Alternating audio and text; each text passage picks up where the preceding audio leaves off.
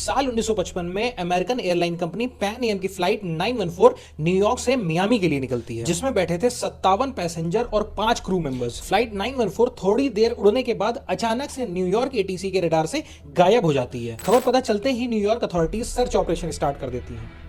इस फ्लाइट के पूरे रास्ते पे सर्च ऑपरेशन किया जाता है। कोस्ट लाइंस, ओशियंस, हर जगह इस फ्लाइट की तलाश की जाती है, पर इस फ्लाइट का कोई अता पता नहीं चलता। सालों तक चले सर्च ऑपरेशन में इस फ्लाइट का कहीं पे भी एक टुकड़ा तक नहीं मिलता है। क्रू मेंबर्स की फैमिली, पैसेंजर्स की फैमिली अपनी अपनी लाइफ में मूव ऑन कर जाते हैं, पर पैन एम फ्लाइट 914 की कहानी यहाँ पर खत्म नहीं होती, बल्कि शुरू होती है। इस घटना के 37 साल बाद 21 मई 1992 को कैराकास, वेनेजुएला के एटीसी के रडार पर एक एयरक्राफ्ट दिखाई देता है। वो एयरक्राफ्ट एटीसी से लैंडिंग की परमिशन मांग रहा था। वो कोई शेड्यूल्ड एयरक्राफ्ट नहीं था।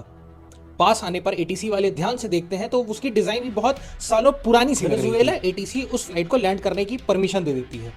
उस फ्लाइट में बैठे कैप्टन चार्ल्स टेलर एटीसी को बोलते हैं, this is Pan Am flight 914।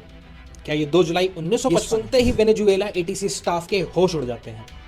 उन्हें यकीन ही नहीं होता है कि जो फ्लाइट 1955 में गायब हुई थी वो 37 साल बाद 1992 में कैसे लैंड। फ्लाइट के कैप्टन चार्ल्स टेलर फ्लाइट से बाहर निकलते हैं। बाहर निकलते ही हर चीज उन्हें बहुत अजीब सी लग रही थी। उन्हें लग रहा था कि शायद कुछ तो गड़बड़ है।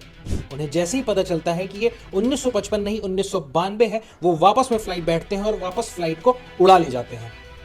फ्लाइट वापस से आसमान में कहीं गायब हो जाती है। इस बात पर किसी को यकीन नहीं होता। सबका एक ही बात कहना था कि 1955 में उड़ी flight Pan Am flight 914 time travel करके 1992 में लैंड करती है वेनेजुएला में। पर क्या ये सच में हुआ था या ये एक सिर्फ कहानी थी? आइए दोस्तों, ये मात्र एक फिक्शनल कहानी थी।